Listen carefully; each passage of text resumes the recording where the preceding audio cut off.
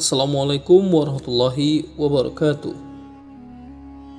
Bila ada kaum yang keras kepala dan mudah membangkang, mungkin kepada Bani Israil lah label itu layak disematkan. Betapa tidak, berulang kali Allah memberikan karunia besar kepada mereka, berulang kali pula setelah itu mereka membangkang. Bani Israil baru saja selamat dari kejaran Fir'aun dan bala tentaranya. Mereka lolos menyeberangi Laut Merah menuju daratan Sinai dari bumi Mesir. Laut yang dalam itu berubah menjadi lembah yang kering dan jalan yang bisa dilewati. Kemudian di kiri dan kanan laut bagaikan dua bukit yang sangat besar. Adapun Fir'aun dan bala tentaranya yang mengejar di belakang, semuanya ditenggelamkan Allah ke dalam Laut Merah. Laut tersebut kembali bertaut begitu Bani Israil lolos sampai di daratan seberang. Dengan tragis, kejayaan Fir'aun berakhir seiring dengan tewas ia di tengah laut. Dan semua peristiwa luar biasa itu disaksikan dan dirasakan langsung oleh Bani Israil. Secara normal, tentulah pengalaman diselamatkan Allah dengan mukjizat yang luar biasa akan menambah keimanan dan ketakwaan kepada Allah. Namun, ternyata nikmat Allah yang besar itu tidak disyukuri oleh Bani Israil. Baru saja mereka selamat ke daratan, mereka melihat sekelompok kaum yang menyembah berhala. Mereka langsung meminta kepada Nabi Musa agar dibuatkan pula Tuhan seperti berhala kaum tersebut. Nabi Musa sangat marah atas keras kepala dan matinya hati mereka. Allah berfirman, "Dan kami seberangkan Bani Israil ke seberang lautan itu. Maka setelah mereka sampai kepada suatu kaum yang tetap menyembah berhala, mereka Bani Israil berkata, 'Hai Musa, buatlah untuk kami sebuah Tuhan berhala sebagaimana mereka mempunyai beberapa Tuhan.' Musa menjawab, 'Sesungguhnya kalian ini adalah kaum yang betul-betul jahil.' Quran Surat Al-A'raf ayat 138. Namun Nabi Musa masih bisa bersabar menghadapi kaumnya. Allah juga masih terus menurunkan karunia-Nya. Mereka semua dibawa ke dekat Bukit Tursina dan diberi makanan khusus berupa mana dan salwa. Mana berupa makanan yang manis yang turun dari langit, sedangkan salwa adalah burung-burung yang terbang dan menjatuhkan dirinya di sekitar Bani Israil, sehingga kebutuhan makanan mereka sangat tercukupi. Allah berfirman, "Hai Bani Israil, sesungguhnya kami telah menyelamatkan kamu sekalian dari musuh kalian, dan kami telah mengadakan perjanjian dengan kamu sekalian di sebelah kanan gunung itu, dan kami telah menurunkan kepada kamu sekalian mana dan salwa." Quran Surat Toha ayat 80. Sehingga mereka kemudian diperintahkan Allah untuk memakan rezeki-rezeki terbaik itu, dan mereka dilarang berbuat zalim di dekat Bukit Tursina. Apapun bentuk kezaliman akan berakibat turunnya murka Allah kepada mereka, dan bila murka Allah sudah turun, tentunya mereka akan binasa. Kemudian Nabi Musa segera memenuhi janji pertemuannya dengan Allah di balik Bukit Tursina. Ia memberikan amanah kepada saudaranya Nabi Harun untuk memimpin dan mengatur Bani Israil. Nabi Musa pergi menemui Allah dan berbicara dengannya selama 30 hari, lalu kemudian digenapkan 40 hari. Di saat kepergian Musa inilah muncul fitnah dan ujian dari seorang yang sesat tapi berpura-pura beriman. Ia adalah Samiri, pengikut Nabi Musa semenjak dari Mesir, tapi hati dan pikirannya masih dengan agama paganisme. Samiri ini melihat jejak kaki kuda malaikat saat mereka selamat menyeberang Laut Merah. Maka pasir jejak kaki kuda malaikat ini diambil oleh Samiri dan disimpannya. Tentu dia punya maksud-maksud tertentu, ditambah dengan pengaruh budaya sihir dalam kehidupannya bersama kepemimpinan Fir'aun. Samiri meminta Bani Israil untuk mengumpulkan semua emas yang mereka bawa yang mereka pinjam dari orang Mesir. Kemudian emas itu dipanaskan. Setelah mencair, ia tuangkan ke sebuah cetakan seperti seekor anak sapi. Setelah mengeras kembali, jadilah mirip anak sapi yang terbuat dari emas. Ketika itulah Samiri memainkan akal sesatnya dan menyihir Bani Israil.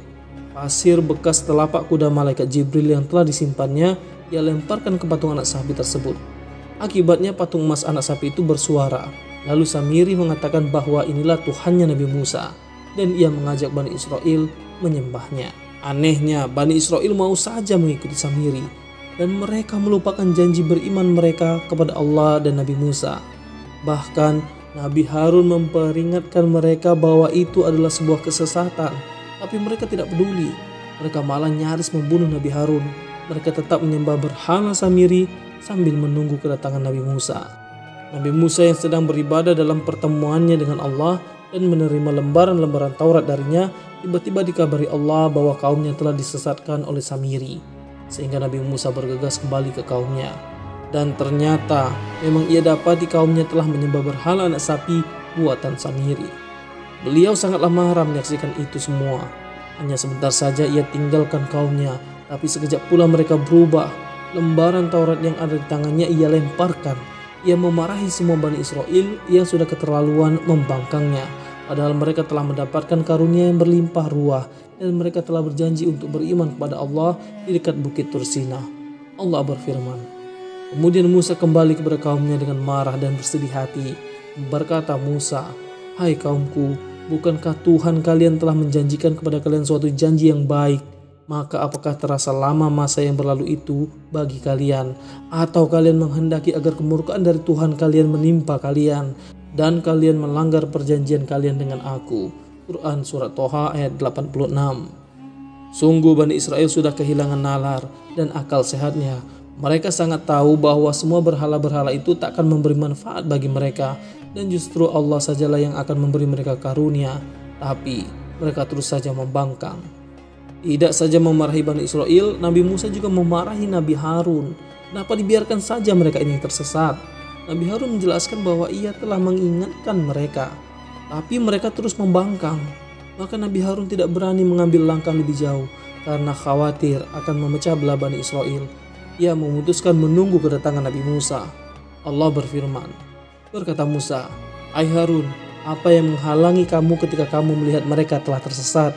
Kamu tidak mengikuti aku, maka apakah kamu telah mendurhakai perintahku?" Harun menjawab, "Hai putra ibuku, janganlah kamu pegang janggutku dan jangan kepalaku. Sesungguhnya aku khawatir bahwa kamu akan berkata, kamu telah memecah antara Bani Israel dan kamu tidak memelihara amanatku." Quran Surat Toha ayat 92 hingga 94. Kemudian Nabi Musa beralih ke Samiri yang telah membuat kesesatan dan menyesatkan. Nabi Musa sangat marah kepadanya dan mengusirnya. Kemudian patung anak sapi itu dibakar dan dilemparkan ke dalam laut.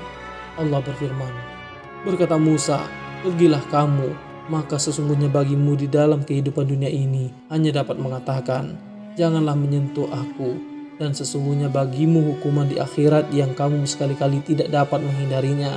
Dan lihatlah Tuhanmu itu yang kamu tetap menyembahnya. Sesungguhnya kami akan membakarnya, kemudian kami sungguh-sungguh akan menghamburkannya ke dalam laut." Quran Surat Toha ayat 97. Berakhirlah kesesatan Samiri dan hancurlah berhala yang dibuatnya. Namun pembangkangan Bani Israel kepada Allah dan Rasulnya masih belum berakhir hingga di sana. Dari kisah ini dapat kita tarik kesimpulan, beriman kepada Allah tanpa perlu mukjizat adalah sangat mulia dan tanda kebersihan hati. Tapi kafir kepada Allah dan membangkang kepada ajarannya setelah melihat dan menyaksikan ayatnya adalah tanda keras dan kotornya hati. Bani Israel mendapat perlakuan-perlakuan istimewa dari Allah, tapi mereka tak mensyukuri karunia tersebut. Sangat wajar kemudian kenabian dan kerasulan Allah pindahkan kepada keturunan Ismail. Nabi Harun mentolerir sejenak kesyirikan dengan menunggu kedatangan Nabi Musa demi menjaga persatuan dan kesatuan Bani Israel. Ini menunjukkan kesatuan umat juga sangat penting dijaga. Wallahu a'lam bishawab.